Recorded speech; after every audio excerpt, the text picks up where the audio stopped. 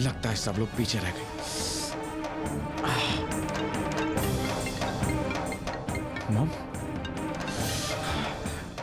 Mom, mom trust में मुझे कोई आइडिया नहीं था कि वो शक्ति का चाचा है।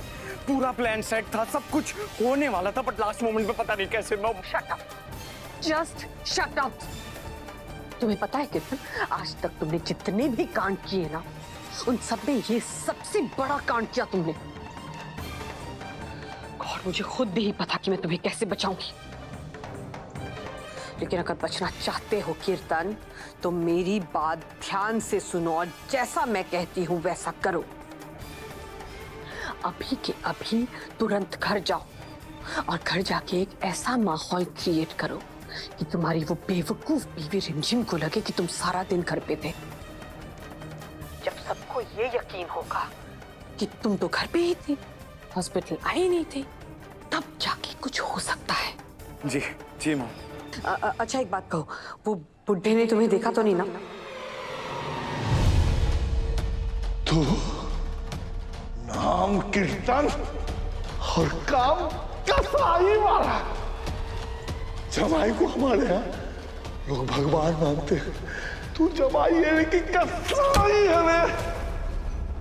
देखा तो नहीं ना कीर्तन? नहीं मॉम, नहीं देखा, नहीं पक्का नहीं देखा। Thank God. ठीक है, तुम जाके ये करो, बाकी का मैं संभालती हूँ यहाँ पे। अगर उस बुड्ढे ने अपना मुंह खोल दिया तो पता नहीं मेरा क्या होगा। कीर्तन, बहुत बड़ा कांड कर दिया तूने। अब से अपना दिमाग लगाना बंद, पर जैसा मॉम कहेगी मैं वैसा ही करूंगा, चुपचाप उनकी बात सुनूंगा। बस हर बार की तरह मॉम मुझे इस बार बचा ले प्लीज। पता करो कि कौन से डॉक्टर ने वो ओटी बुक किया था, कौन कौन सा स्टाफ मेंबर इन्वॉल्व है। मुझे सारी डिटेल्स चाहिए अभी। जी सर, मैं चेक कर रही हूँ। कहीं कीर्तन के नाम पर ना ओटी बुक्ड हो।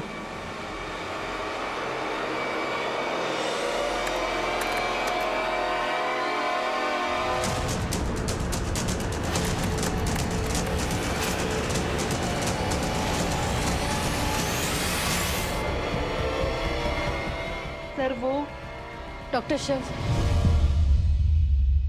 शक्ति, तुम चाचा जी को कहाँ लेकर जा रही हो? चाचा जी के वाइटल्स चेक किए, अब वो बेटर है, घर जाना चाहते हैं। चाचा जी, आयु श्योर आपको घर जाना है? मीन इस हालत में? बेटा मैं ठीक हूँ। जब तक मैं वापस आऊं मुझे सारी डिटेल्स चाहिए। जी सर।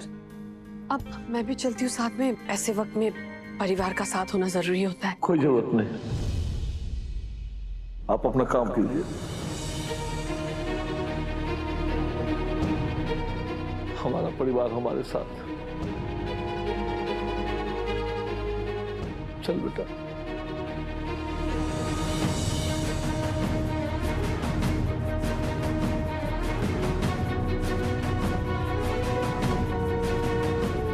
चलो, चल सकते।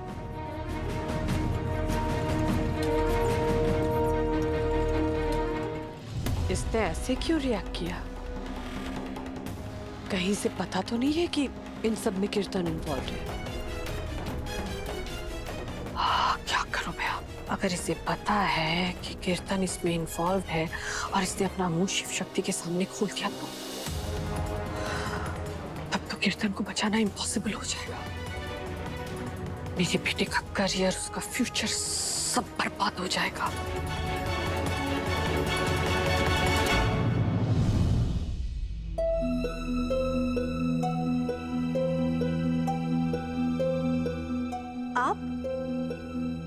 आप कब आए?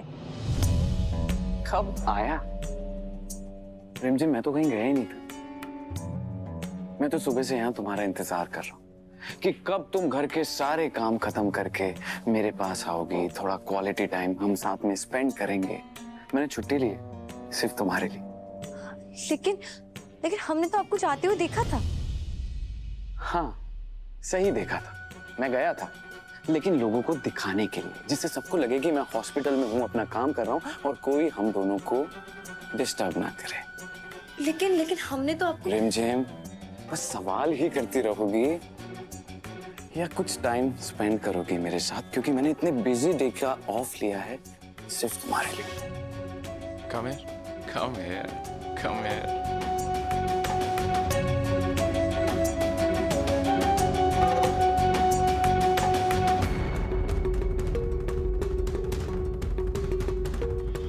ओम नमः शिवाय, ओम नमः शिवाय, ओम नमः शिवाय, ओम नमः शिवाय, ओम नमः शिवाय, ओम नमः शिवाय, ओम नमः शिवाय, ओम नमः शिवाय, ओम नमः शिवाय, ओम नमः शिवाय, ओम नमः शिवाय, ओम नमः शिवाय, ओम नमः शिवाय, ओम नमः शिवाय। मनोरमा, बेटा धर्म,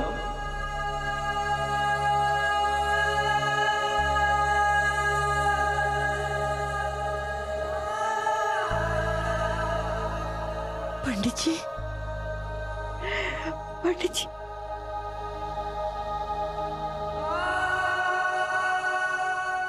पंडित जी, पंडित जी, पंडित जी, अब ठीक है ना? अब ठीक है ना पंडित जी? अब ठीक है ना पंडित जी? मनोरमा, मैं तांडव क्यों मचा कर रखा? अरे हम सब दिन के थोड़े छोड़ के गए थे तुमको। बस फिर मैं कदम रखते आंसू बोलना शुरू कर दिया। एक खबर लो तो कह दो, मेरी तो जान ही निकल गई थी।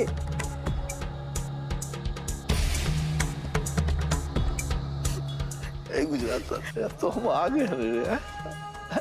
गंगा जमुना बहाना बंद करो। और जानती हो, तुम रोते हुए बिल्कुल अच्छी नहीं लगती। बेटा धराम, आजा बेटा, आजा आजा बेटा, आजा।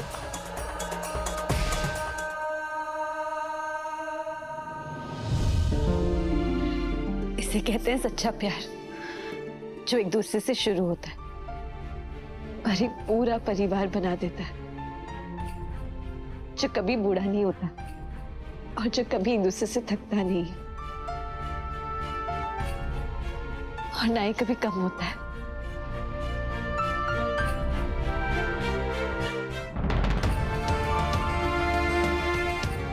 हम भी ना सारी उम्र ऐसे ही आपके साथ रहना चाहते हैं, आपके साथ बूढ़ा होना चाहते हैं और ऐसे ही हमेशा आपके घर आने का इंतजार करना चाहते हैं। Please no, never. बुड्ढी तुम होगी, मैं नहीं। मैं तो हमेशा ऐसे ही रहूंगा, 21 साल का, हॉट एंड हैपनिंग। और वैसे भी मैं धर्म पहलवान टाइप नहीं हूं, 1-2 बच्चों से काम नहीं चलेगा। पूरी क्रिकेट टीम चाहिए मुझे, समझी मेरी विकेट कीपर?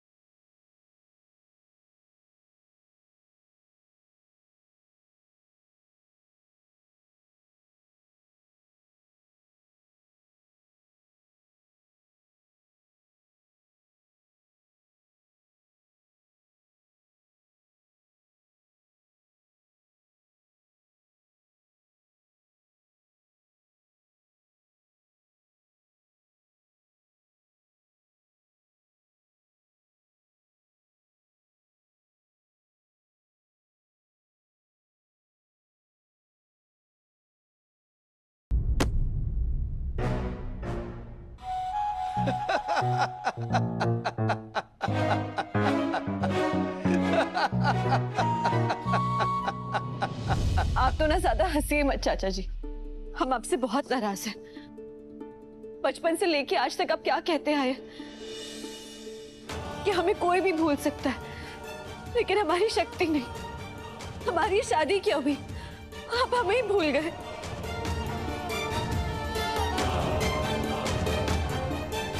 ऐसी बात नहीं बेटा। ऐसा ही है चाचा जी। बचपन से लेकर आज तक हमने आपसे कभी कोई बात नहीं छुपाई है। हम जब 3rd स्टैंडर्ड में फेल हो गए थे ना, तो सबसे पहले आके हमने आपको बताया। जब मीना मासी की छत पे इमली चुराते वक्त हम गिर गए थे, हमें चोट लग गई थी, तब भी हमने सबसे पहले आपको बताया। अगर मार्केट में गलती से खो जाते थे तो सबसे पहले हम आपको बताते थे। बात कितनी भी बड़ी हो, हमने आज तक आपसे कुछ नहीं छुपाया। लेकिन आपने इतनी बड़ी बात हमसे छुपाई। बात आपकी जान पर आ गई थी। गुंडों ने आपको इतनी धमकी दी, लेकिन आपने हमें कुछ भी नहीं बताया। हमारी शादी हो गई, इसका मतलब हम आपकी बेटी नहीं रहे क्या? नहीं बेटा, ऐसी बात नहीं। तो कैसी बात है चाचा जी?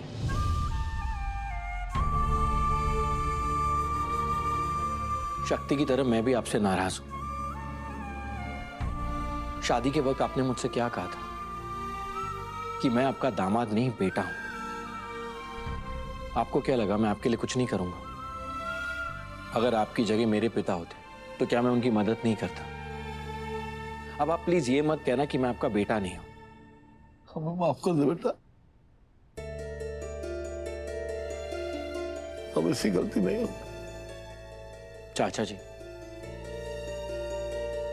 शादी के बाद भी बेटी पर मायके वालों का हक ज्यादा होता है।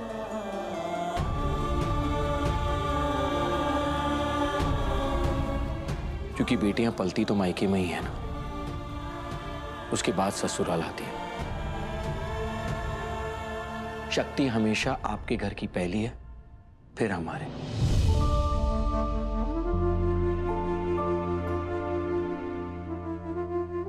बेटा क्या है कि हम तुम लोग को परेशान करना नहीं चाहते।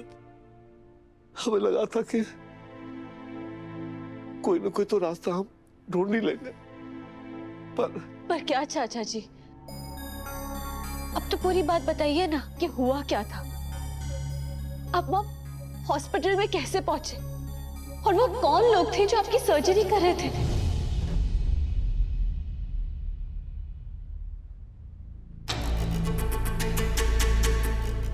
सर्जरी? पंडित जी, आप हॉस्पिटल क्यों गए थे? और ऑपरेशन, आप किस चीज का ऑपरेशन करवाने वाले थे? हैं? सब बता। जब पैसों का कोई इंतजाम नहीं हो रहा था, उस दिन मैं यहाँ बैठ के भोलेनाथ की आराधना कर रहा था।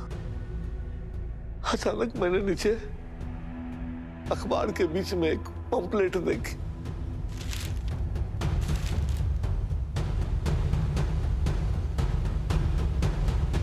उस पे लिखा था कि किसी को किडनी की जरूरत है।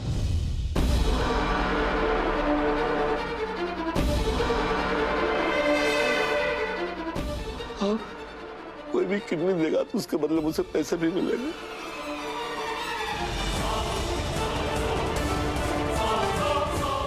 उस पर्ची पे लिखे हुए नंबर पर मैंने फोन किया बेटा। वहां से एक आदमी ने फोन किया मुझे, बोला आइए अस्पताल। जब मैं अस्पताल पहुंचा, मैंने देखा ही तो डॉक्टर सिंह का अस्पताल।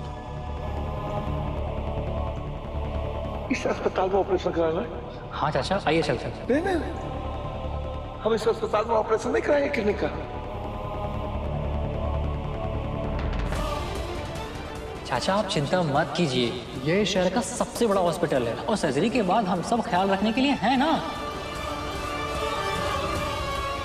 मैंने अपना मन बदल लिया है, मुझे नहीं करना है।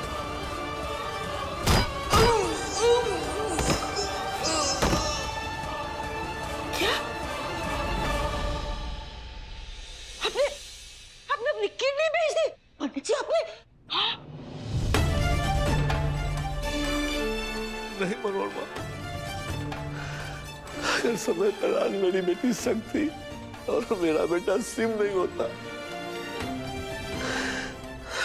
तो अनर्थ हो जाता मनोरमा।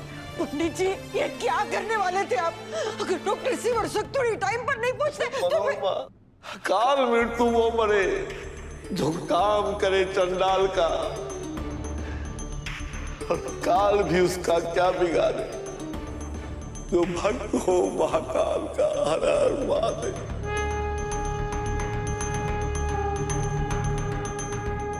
वो जो भी था मैं उसे ढूंढ कर निकालूंगा।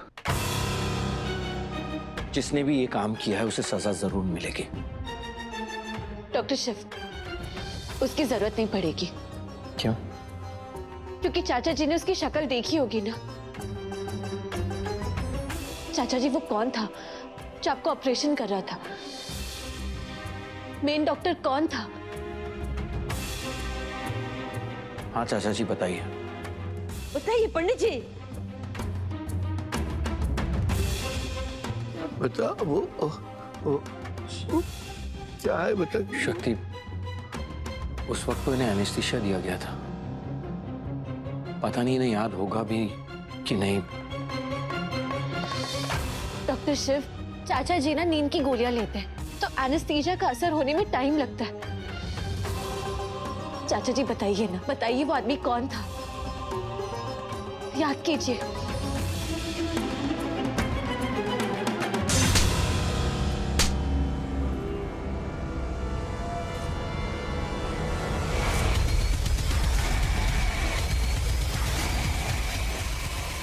What the hell, कीर्तन? What the hell? कहा था ना मैंने तुमसे, कहा था ना कि ये काम इतनी जल्दबाजी में नहीं हो सकता। समझ में नहीं आता तुम्हें? हो क्या कर दिया, देखा कांड करके आए हो तुम। सच बताओ मुझे, तुम्हें पता था ना वो शक्ति के चाचा जी है?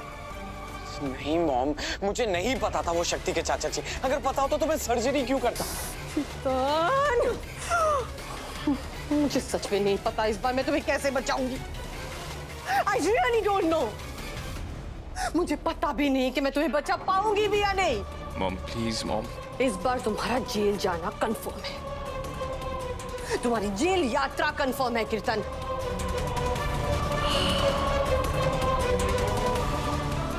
पर अगर जेल जाना ही है तो क्यों ना इस जेल यात्रा को मंगलमय बना दो।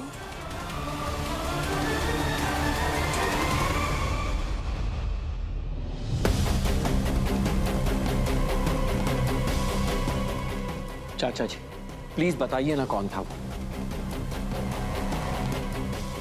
बेटा हम जो कहने जा रहे हैं उससे आपको बहुत तकलीफ होगी। बात अगर हमारे तक होती तो शायद मैं चुप हो जाता, लेकिन न जाने उन लोगों ने कितने लोगों की जिंदगी को तकलीफ में डाला होगा। इसलिए मेरा चुप रहना ठीक नहीं है। चाचा जी आपको चुप रहने की जरूरत नहीं, आप प्लीज बताइए। वो आदमी जो पाप का धंधा चला रहा है उसका नाम कीर्तन है।